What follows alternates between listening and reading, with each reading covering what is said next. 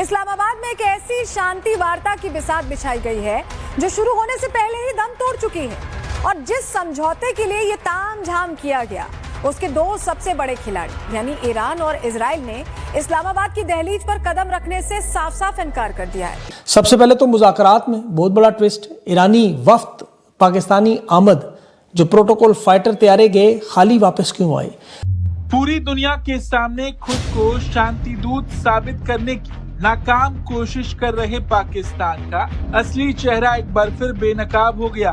नाज़रीन इकराम, एक जानिब तो सूरत हाल ये है कि इसराइल की तरफ से लबनान पर हमले जारी हैं। अहम तरीन चीज जो है नाज़रीन इकराम जो समझने वाली है वो ये है कि ईरान के नायब सदर मोहम्मद रजा आरिफ जो है उन्होंने एक बड़ी इंपॉर्टेंट स्टेटमेंट दी कि ईरानी वफ्द पाकिस्तान आएगा ही नहीं क्योंकि लबनान में जंगबंदी नहीं हो रही। एक तरफ इस्लामाबाद में अमेरिका और ईरान के बीच मध्यस्थता का ढोंग रचा जा रहा, तो दूसरी तरफ पाकिस्तान के रक्षा मंत्री ख्वाजा आसिफ इजराइल के खिलाफ ऐसा जहर उगल रहे हैं जिसे सुनकर पूरी दुनिया तंग। लेकिन इस बार पाकिस्तान का पाला इजराइल से पड़ा।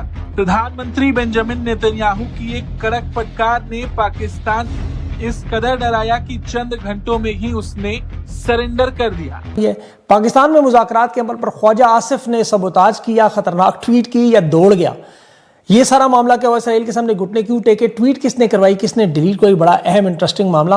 और अबनाए रमज़ की वजह से यूरोप में तेल की कीमतों में इजाफा, अवाम का पारा हाई, गाड़ियां सड़कों पर खड़ी करके शाहराहें बंद कर दी।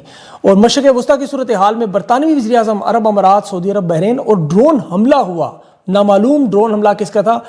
ख्वाजा आसिफ को क्या पड़ी थी, ये क्या कर डाला, सारी तवज्जो कहीं और होनी थी और ख्वाजा साहब ने अजीबोगरीब हरकत कर डाली और फिर हिम्मत नहीं थी तो ये काम नहीं करना था, फिर आखिरकार आपको ये एक्स पर पोस्ट डिलीट करनी पड़ी।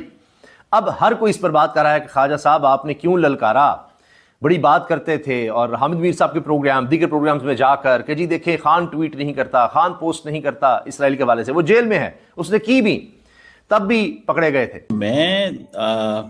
हालात इस तरह की चीजें डेवलप हो रही हैं कि पाकिस्तान के डिफेंस मिनिस्टर साहब ने एक ट्वीट जो है वो दाग दी और ट्वीट उन्होंने दाग दी इसराइल के बारे में। अब सुनने में आया कि उन्होंने वो ट्वीट डिलीट कर दी है। जब इजरायली प्राइम मिनिस्टर ने कहा है जी कि पाकिस्तान का जो डिफेंस मिनिस्टर है, पाकिस्तान का जो डिफेंस मिनिस्टर है वो ये कह रहा है, पाकिस्तान का डिफेंस मिनिस्टर, कि हमें जो है वो ये कैंसर स्टेट है, ये है, वो है। ईरानियों ने क्या किया, ईरानियों ने उसको हाईलाइट किया, ईरानियों ने उसको हाईलाइट किया कि देखो जनाब ये क्या पाकिस्तान का डिफेंस मिनिस्टर सही बात कर रहा है। अच्छा, ऊपर से क्या हुआ, आफ्टर दैट इजरायली वजीर आजम ने भी उस पर रिस्पॉन्ड कर दिया। वो मैं ना अगले दिन सवाल ये पैदा होता है कि और उस ट्वीट के अंदर ख्वाजा आसिफ ने, मैं I am trying to find out, लेकिन I think I will not be able to find out the tweet. The reason behind is कि वो जो ट्वीट है अब शायद उन्होंने डिलीट कर दी है। मैंने उसको ढूंढने की कोशिश की है। इस्लामाबाद में पीस टॉक्स हुई फेल और अब पाकिस्तान को याद आ रहा है भारत। क्या ईरान इजराइल वॉर का अगला टारगेट पाकिस्तान है? दोस्तों, जियोपॉलिटिकल सिनेरियो पूरी तरह बदल चुका है।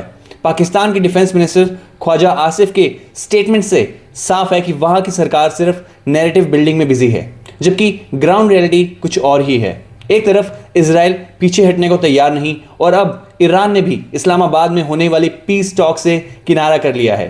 इजराइल ने तो खुले आम कह दिया है कि उन्हें पाकिस्तान पर बिल्कुल भरोसा नहीं है। It's a total diplomatic failure for Pakistan. Interesting बात यह है कि भारत ने पहले ही ईरान के लिए एडवाइजरी जारी कर दी थी। इंडिया की फोरसाइट देखकर पूरी दुनिया हैरान है। जब बड़े बड़े देश कंफ्यूज थे तब इंडिया को पता था कि सिचुएशन एस्केलेट होने वाली है। अब जब पानी सर से ऊपर जा चुका है तब पाकिस्तान मीडिया में भारत की स्ट्रेटेजी की तारीफ हो रही है। क्या आपको लगता है कि पाकिस्तान अब भी सिचुएशन कंट्रोल कर पाएगा या फिर ये सिर्फ शुरुआत है? आपका क्या मानना है? कमेंट सेक्शन में जरूर बताइए।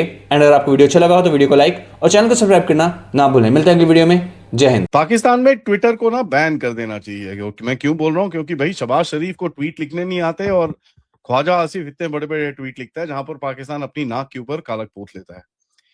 ये जो सो कॉल्ड टॉक्स होने वाली हैं, इसका क्या फ्यूचर है इसके बारे में तो पता नहीं, क्योंकि वहां पर अभी तक कोई पहुंचा नहीं है। लेकिन पाकिस्तान इस टाइम पे छाती पीट पीट के बोल रहा है कि साहब मैं ही मैं हूं।